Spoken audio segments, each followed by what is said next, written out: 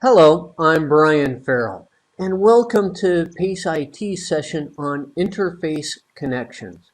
Today we're going to be talking about internal interface connections, external interface connections, and finally some other optional interface connections that you should know about. And with that, let's go ahead and begin this session.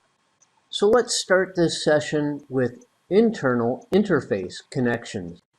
Now, before I dive into this, I should mention that an interface is a connection point. It not only involves that connection point, but it also quite often involves the cable that goes with it. And with that, let's begin with the first internal connection, and that would be the IDE. That is the Integrated Drive Electronics Interface. It used a 40-pin, 40-wire ribbon cable that could be up to 18 inches long, and it had 3 connections on it. 1 to connect to the motherboard and 2 for peripheral devices. The ends of the connectors were keyed so that they could only be inserted one way. Now the IDE had a maximum transfer rate of 8.3 megabytes per second.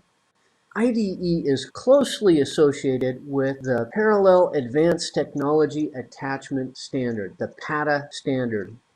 Well, we found out that IDE just wasn't quite enough, so they came up with EIDE, the Enhanced Integrated Drive Electronics Interface. It used the same 40-pin connection that the IDE used, but it used an 80-wire ribbon cable. But it had the same physical dimensions as the IDE cable. Now, EIDE could achieve transfer rates of up to 167 megabytes per second.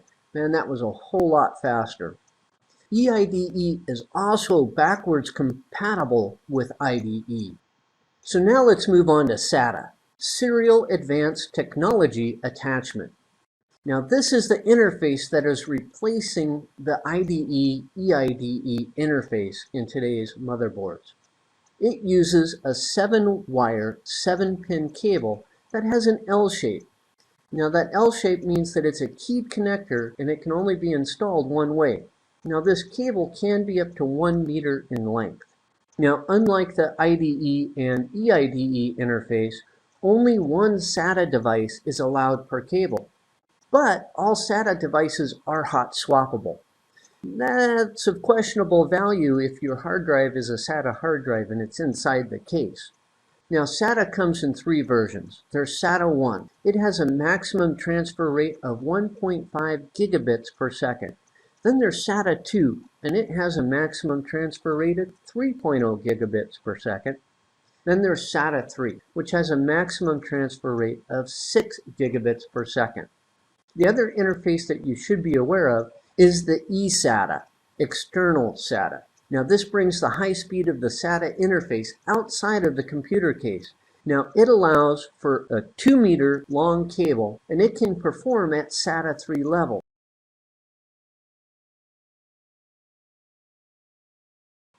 Now that we're done with the internal interface connections, let's move on to the external interface connections.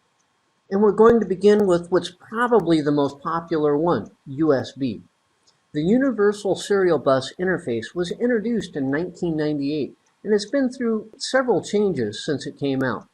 The USB standard allows for chaining multiple devices together. You can chain up to 127 devices plus the controller. Now the USB interface can not only provide a data bus, but it can also provide power to run small devices. Now USB version 1.1 and USB 2.0 have a maximum cable length of 5 meters. But USB 3.0 does not have a maximum cable length as long as the cable meets the electrical specifications. All USB standards are backwards compatible. Now let's talk about their speed. Now USB 1.1 has a maximum transfer rate of 12 megabits per second. USB 2.0 was a vast improvement. It had a maximum transfer rate of 480 megabits per second. And then we jump up to USB 3.0. Now this has a theoretical maximum transfer rate of 5 gigabits per second. For USB 1.1 and 2.0, the standard calls for different types of physical connectors. They can be broken out into A connectors and B connectors, with each having a mini and micro version. USB 3.0 has its own standard for the connector. And these are usually colored blue so that you know that they're a USB 3.0. Now let's move on to FireWire. Now, the interface and standard were developed by Apple and introduced in 1999, and it has also been through several iterations. The FireWire connection was standardized by the Institute of Electrical and Electronics Engineers, the IEEE, as the IEEE 1394 standard. The standard allows for up to 16 devices to be chained together. The maximum allowable cable length is 4.5 meters. All the standards of IEEE 1394 are backwards compatible. There are two main standards. There's FireWire 400, which has a maximum transfer rate of 400 megabits per second. And then there's FireWire 800, which has a maximum transfer rate of 800 megabits per second. Moving on, we have the serial and parallel interface. These are the legacy standard for external peripheral devices.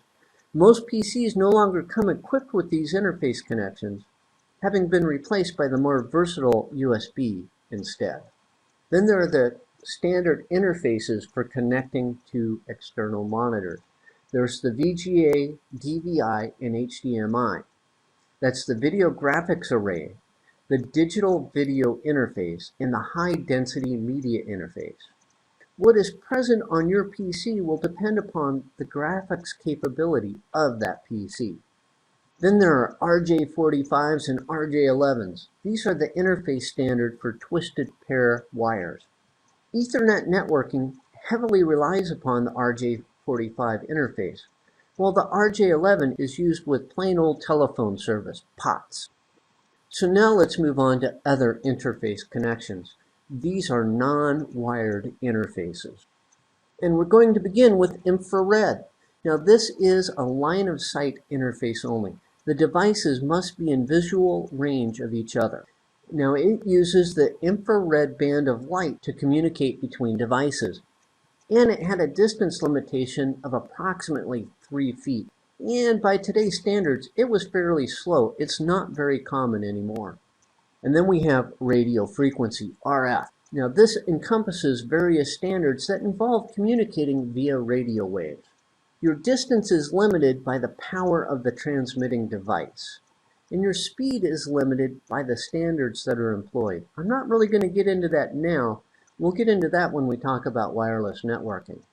Then we have Bluetooth. Now this is a low-powered personal area network standard, a PAN standard, for creating a radio frequency connection.